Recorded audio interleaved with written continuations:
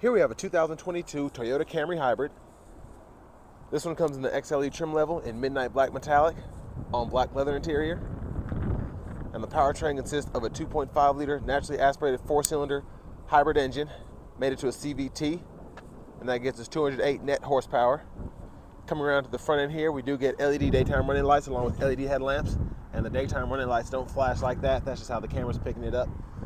But still really nice styling for this 22. And then coming around to the side here, we get 18-inch aluminum wheels. Also look really good for a hybrid. We get passive keyless entry on the front doors. And then we get one-touch up and down automatic windows on all 4 doors. Power door lock controls here, rear window lock, and then power mirror controls here. So turn it to one side or the other, and then you can adjust it. And I don't know if you heard that, but the hybrid engine just started up instead of running off of all battery power. Decent sized pocket here, like the bottle holder.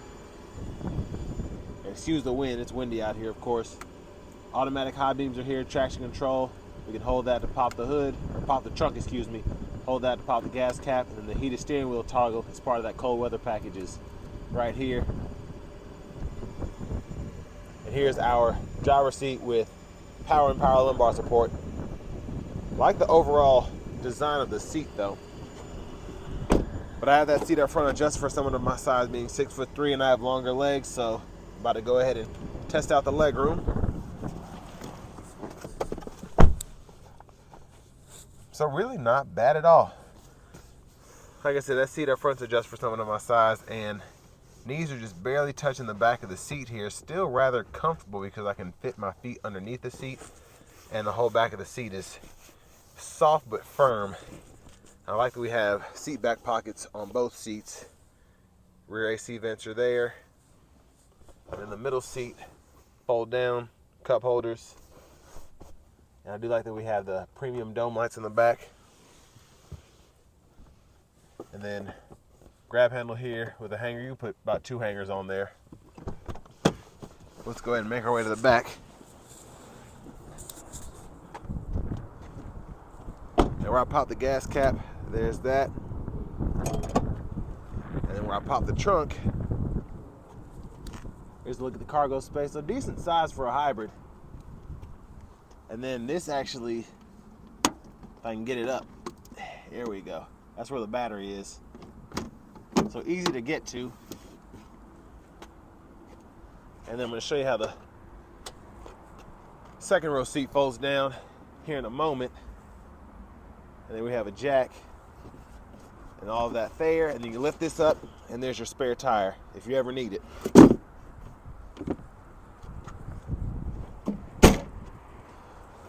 And there's a quick look at the back end. And actually for a hybrid, not a bad looking tailpipe, honestly.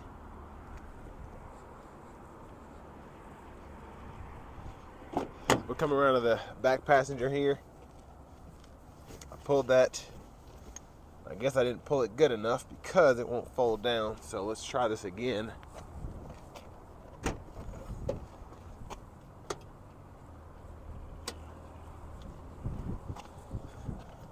There it is.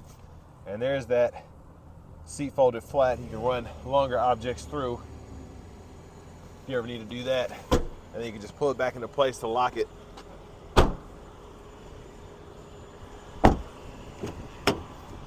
And then I really like that we have a front passenger seat that's power, even on this XLE. Glove compartment there, owner's manual. Show you all the window sticker if I can get it unfolded here.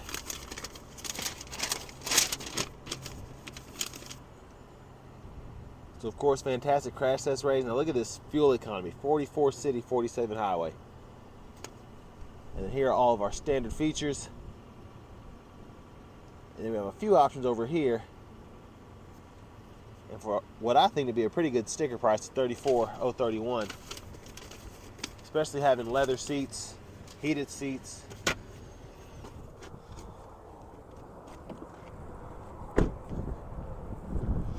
But like I said before, the styling of the 22 Camry, specifically on this hybrid, is pretty nice because it is a hybrid, so you're used to having a little less of a pleasing look on the outside.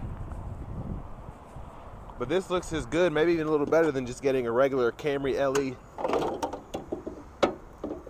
I guess that wasn't, I don't know what's going on there, but there's that 2.5 liter naturally aspirated hybrid motor. Let's see if I can get this to, I guess that might have broken off. Interesting. So we'll just shut that.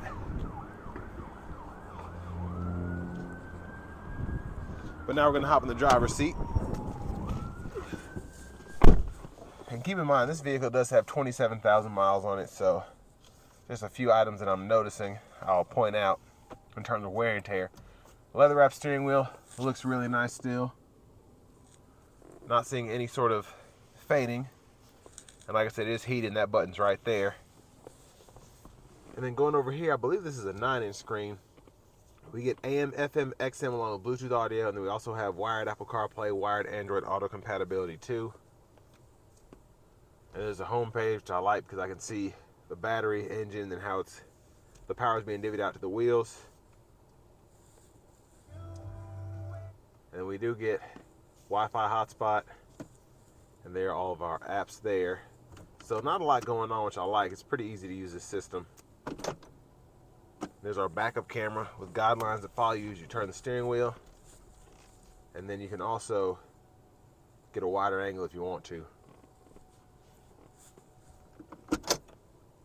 Hazards here, vents there. We do get dual zone automatic climate control. Use this button to sync. Use this button for the auto mode. And you turn the auto mode off there. But the sync, I like that we can just turn it off without having to adjust the temperature. So that's just a quick click of a button. And then a USB port right there, 12 volt here, wireless charging pad there, and then storage underneath there. Now to shift the CVT, pull the lever, reverse, neutral drive, and then you can come over here and you can manually shift the CVT revs. And then you get 3 drive modes, an Eco, Normal, and Sport, and then you also have an EV mode too, as well as an electronic parking brake and an automatic brake hold. So for the electronic parking brake, just pull up to engage and then hit the brake, press down here to disengage. 3-stage heated seats for the driver and front passenger. And then center console cubby space. I do like that we have a USB-C and a USB-A charge port there. And then we have our universal garage door transmitter on the rear view mirror. Sunglasses holder there.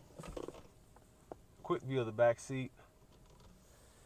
And then to the left side of the steering wheel, we use these 4 arrows and this OK button along with this back button to go through our gauge cluster. That center digital cluster there. And then Bluetooth button, volume controls, voice recognition. And on the right side, we get Toyota Safety Sense 2.5, I believe. So we get the full speed radar cruise control, the lane tracing and lane steering assist. And then we have the forward collision as well as the adaptive cruise or radar cruise gap adjust here. And then we can use this mode button to go through our audio, whether it's, well, I should say our audio sources. So between FM, AM, if we have Bluetooth or CarPlay hooked up. And then we can use these arrows to go through the track list or radio station presets there. And then blinkers, headlamp control, there's auto mode, there's a daytime running light off mode. Then we can flash the high beams there. Like I said, automatic high beams, you toggle those there. And then we have the windshield wiper controls here, so one time, intermittent, low, high, and then you can toggle your intermittent here, and then push this back for front wiper fluid. There's our push button start. And finally, here is our key fob.